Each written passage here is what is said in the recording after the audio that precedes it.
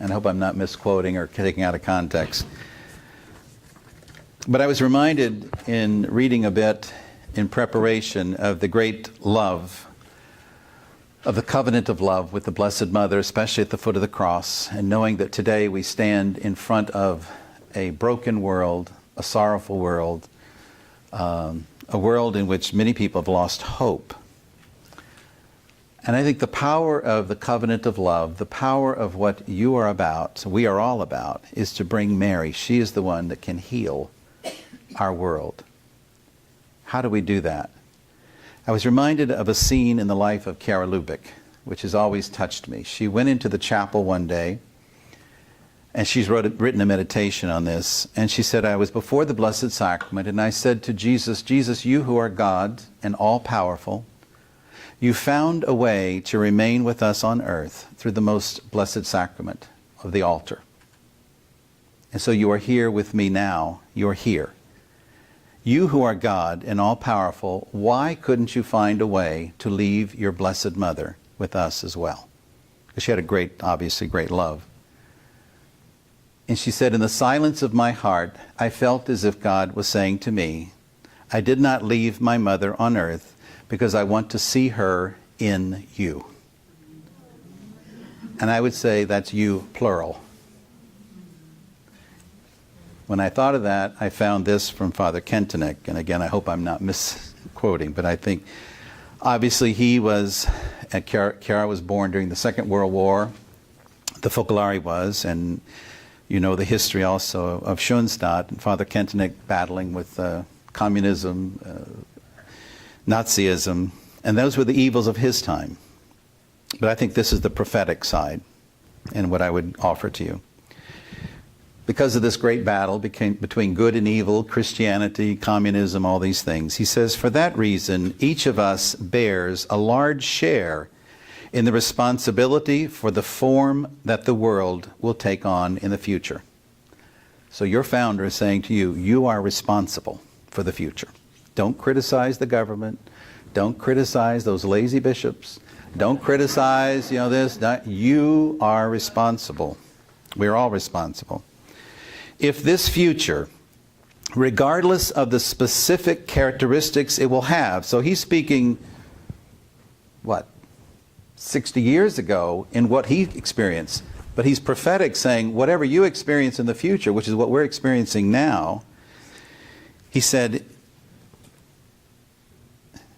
if this future is, with all that, is to bear a resemblance to the countenance of Christ, then Mary must step more and more into the foreground and be acknowledged everywhere as the official Christ giver, Christ bearer, Christ bringer.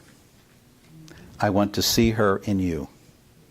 If she's going to be on the front ground, the foreground, as the Christ bearer, the Christ giver, guess where that is? It's in us.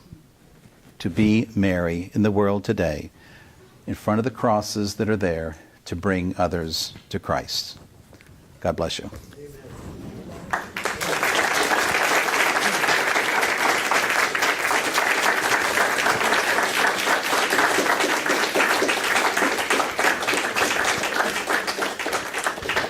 Bishop, thank you so very much. I think your words are very inspiring and they come in the right moment for us as well.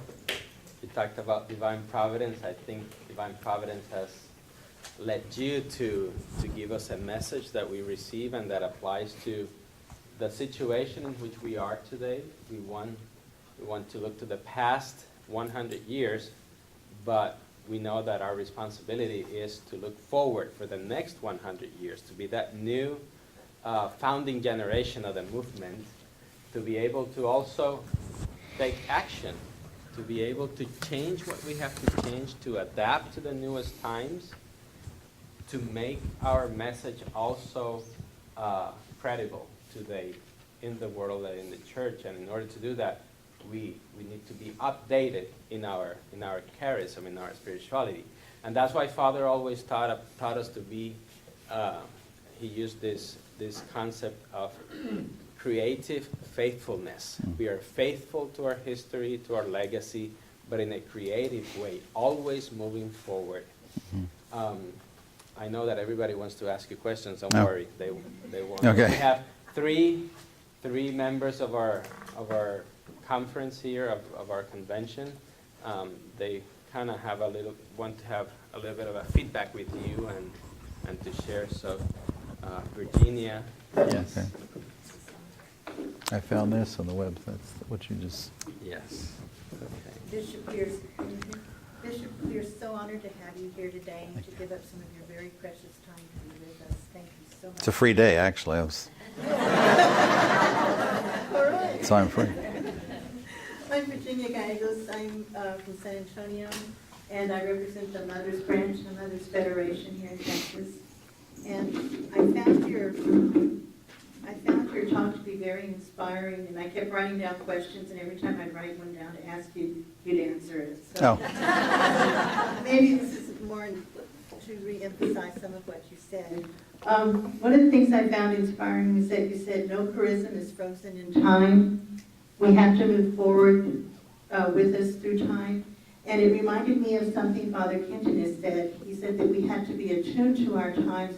We had to, we couldn't hide away from the world. We had to keep our eyes on God. And basically he said, keep your finger on the pulse of God as you look at what's going on in the world today. And so from an evangelical standpoint, I think Schoenstatt is that very much. But what do you see as a pressing need for our times that Schoenstatt can offer the church within the text of evangelization? What specifically? And I know you answered that some, but maybe for the family. The family. I just think that, you know, what I know, and let me give a little history. When in 1999, that I came to St. Helens, and the Holy Father had just met with all the movements. You remember John Paul II in that first Pentecost of meeting with all the movements, and I wasn't able to go, but certainly the Focolare was there. Kara Lubick was one of the speakers, and we felt that it was important to begin getting the movements together, to work together. And so I was new in this parish and had just come out of 4 years of being specifically with the Focolare training priests. And I said, okay, if you want to do this in the parish, show me some. Well, there comes Olga and Victor out of Mass. And they said, they're from Schoenstatt. I go, okay, there's the first group. You know, we got to find, we found 7 groups in the parish. But anyway, what we did is had a day to present all the movements to the parish and invite them to come to know each one. But then we spent a whole year going to each other's house with Schoenstatt, Focolare, the Charismatic Renewal, the Carmelites, etc., to know each other. And I think what I found in Schoenstatt was the Rosary campaign in the family, and how beautiful that is. People are looking for things like that. And I've talked to some of your lay members here in Corpus Christi, with Sister that was with them. Yeah, I think you have a great gift to reach out to families. Mary was a lay person. Mary was a mother. Mary was a widow. And she loved God. And she is that one that's on the front lines. To put her in the home and to gather a family around her, I think is an incredible gift for the future, for now and for the future, to heal the family. Families are broken, especially, and I'm going to say it, with drugs.